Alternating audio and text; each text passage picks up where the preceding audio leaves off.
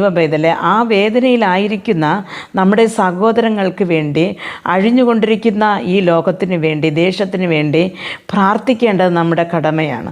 അപ്പോൾ അങ്ങനെ പ്രാർത്ഥിക്കുമ്പോൾ അന്ന് യോബ് എന്ന ഭക്തൻ്റെ ജീവിതത്തിൽ ഒരു മാറ്റം ദൈവം കൊടുത്തതുപോലെ നമ്മുടെ ജീവിതത്തിലും ഇങ്ങനെ ഉള്ളവർക്ക് വേണ്ടി പ്രാർത്ഥിക്കുമ്പോൾ കർത്താവ് ഒരു മാറ്റം തരും, ഒരു അഭയസ്ഥാനം തരും, സ്ഥിതികൾക്കൊരു വ്യത്യാസമുണ്ടാക്കും, മുമ്പോട്ട് പോകുവാൻ ഒരു വഴി തുറന്നു തരും, സാഹചര്യങ്ങൾക്കൊരു നീക്കുപോക്ക് തരുവാൻ യഹോവയെ കൊണ്ടല്ലാതെ ഈ ഭൂമിയിൽ ഒരു മനുഷ്യനെ കൊണ്ടും കഴിയുകയില്ല.